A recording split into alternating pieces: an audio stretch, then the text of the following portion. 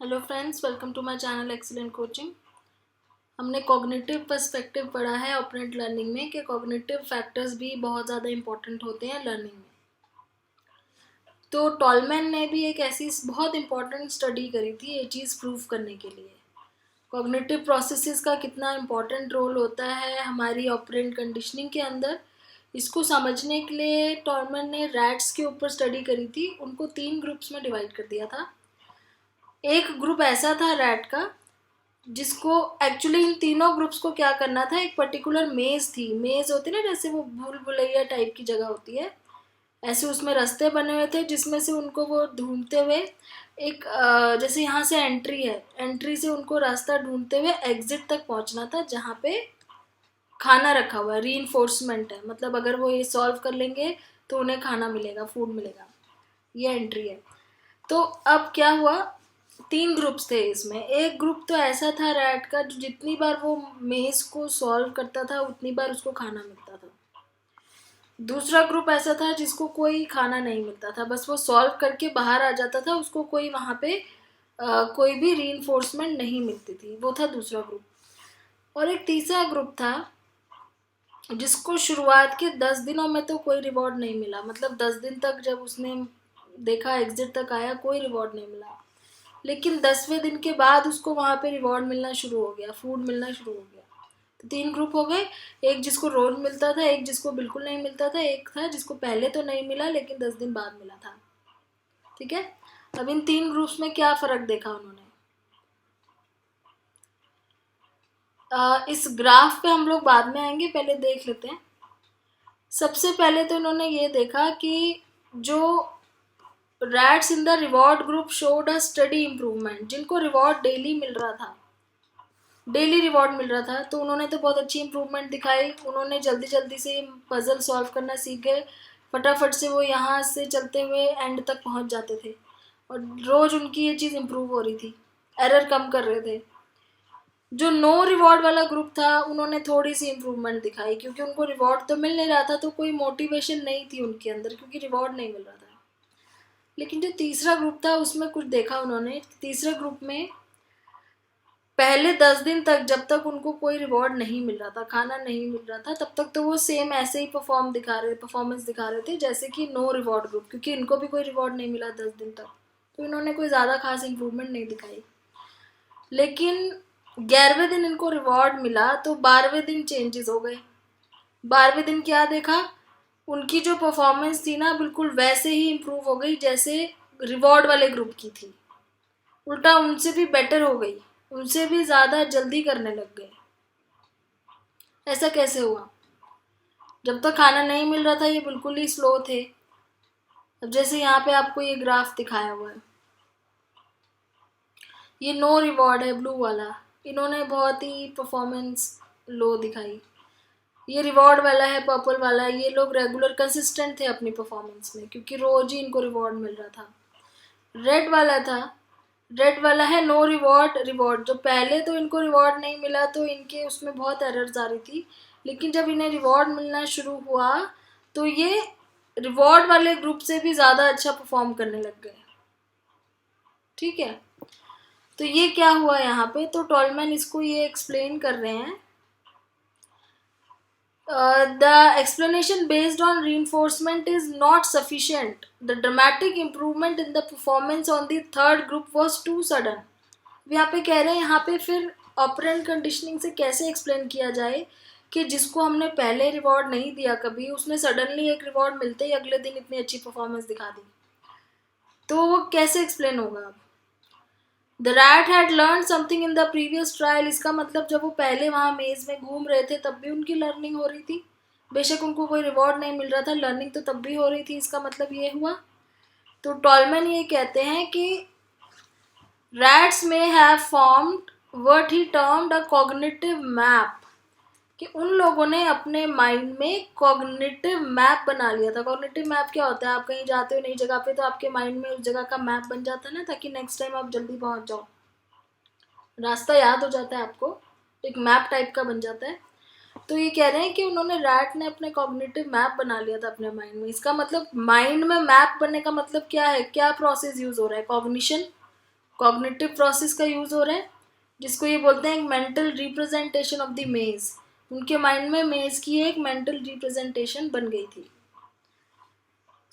अब क्या हुआ, पहले जब तक उनको रिवॉर्ड नहीं मिल रहा था वो ये चीज़ दिखा नहीं रहे थे, लेकिन जैसे उनको रिवॉर्ड मिला अगले ही दिन उन्होंने अपना मैप का यूज़ किया और उसको सॉल्व कर लिया मेज को। So a growing body of evidence supports the view that animals do in fact form mental representation of their environment, perhaps even memories of them. तो इससे ये पता चला है कि सबके माइंड में हर चीज़ का एक कॉग्निटिव मैप बन जाता है, यानी कि कॉग्निटिव प्रोसेसेस भी इन्वॉल्व होते हैं हम जो भी करते हैं उसके अंदर। So according to this view, distinctive rewards even produce distinctive reward memories. Reward event memories apparently serve two important purposes. First, they function as discriminative stimuli directing animals' behavior. तो यहाँ पे ये कह रहे हैं कि जो मेमोरी हमारी बनती है उसका क्या रोल है, उसका ये रोल है कि एक तो वो हमारे लिए डिस्क्रिमिनेटिव स्टिमुलाई की तरह काम करता है। जो हमारे मेमोरीज बन जाती हैं इसकी, so Capaldi and his colleagues points to the possibility that animals form memories of reward. तो उनके माइंड में मेमोरी बन जाती है कि अगर वो इस जगह से, जैसे रैट्स के माइंड में मेमोरी बन गई कि वो अगर इस जगह से जाएंगे उस मेज को सॉल्व करते हुए एंड तक पहुंचेंगे तो उन्हें रिवॉर्ड मिलेगा। तो एक तो वो डिस्क्रिमिनेटिव स्टिमुलस की तरह काम करता है, ठीक है। तो distinctive reward events produce distinctive reward memories. Reward event memories apparently serve two important purposes. First, they function as a discriminative stimuli directing animal behavior by signaling when or if future response will lead to reinforcement. तो पहला तो वो एक descriptive stimuli की तरह काम करता है जिससे एनिमल का बिहेवियर कंट्रोल होता है, ह्यूमन का या एनिमल का बिहेवियर कंट्रोल होता है। उसको पता चलता है कि मैं ऐसे करूँगा तो मुझे रिवॉर्ड मिलेगा। दूसरी चीज़, reward memory serve as a response enhancing function. In other words, memory associated with bigger rewards lead to greater increase in responding. तो क्या होता है, इससे हमारा रिस्पॉन्स भी इंक्रीज होता है। जहाँ हमें लगता है कि ज़्यादा रिवॉर्ड मिलेगा, पिछली बार भी मिला था, मेमोरी है हमारी उसकी, तो हम वहाँ पे ज़्यादा रिस्पॉन्स देते हैं। फिर यहाँ पे एक स्टडी है जिसमें ऑपरेंट कंडीशनिंग का किस तरीके से यूज़ किया जाता है, एप्लीकेशन कैसे करी है रिसर्चर्स ने, साइकोलॉजिस्ट ने ऑपरेंट कंडीशनिंग को किस तरीके से अप्लाई किया है लोगों पे, उसके ऊपर एक स्टडी है। तो स्किनर जो है, जैसे कि बात हो रही थी ऊपर कॉग्निटिव पर्सपेक्टिव की, कि स्किनर ये कहते थे कि वो बिहेवियर को जब स्टडी करते हैं तो उसमें वो कॉग्निशन का रोल नहीं मानते।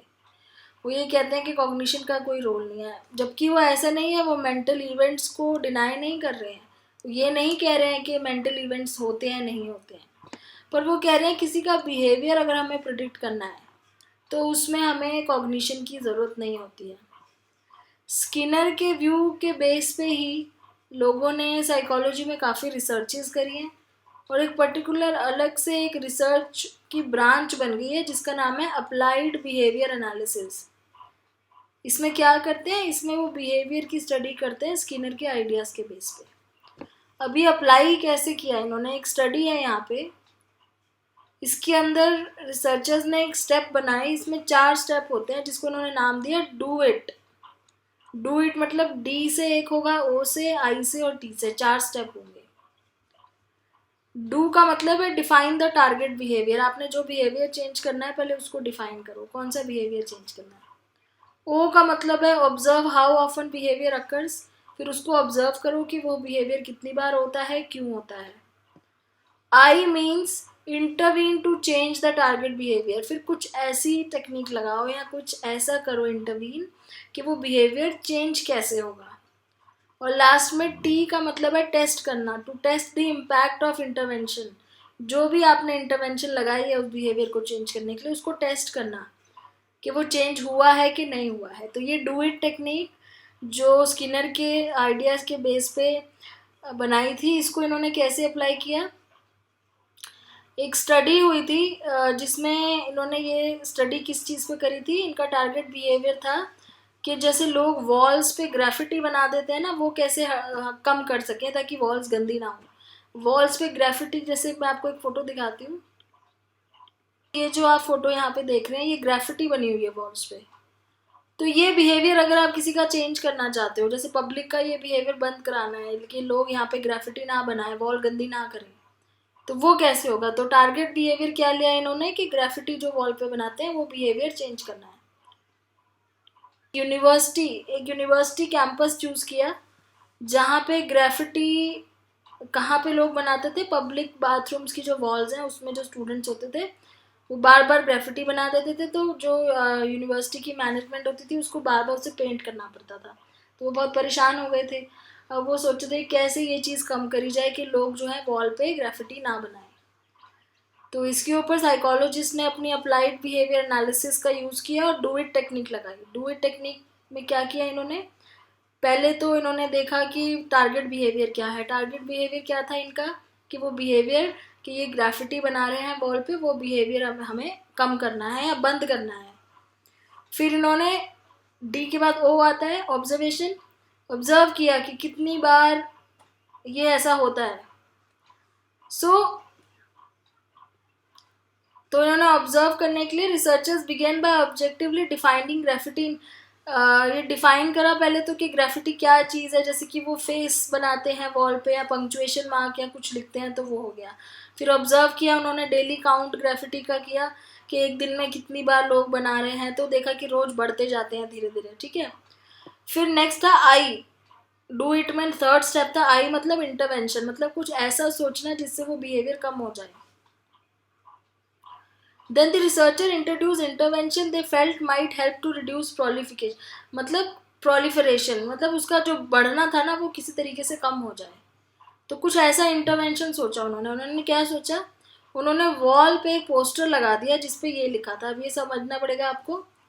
इस पोस्टर में लिखा था कि जो बाथरूम की वॉल्स थी, जैसे 3 बाथरूम लिए थे, बाथरूम ए बी सी, तो सबसे पहले इन्होंने बाथरूम ए पे ये पोस्टर लगा दिया उसकी वॉल पे। पोस्टर में लिखा था a local licence doctor has agreed to donate amount of money to the local chapter of United Way for each day this wall remains free of any writing, drawing और other markings. Your assistance is greatly appreciated in helping to support your United way.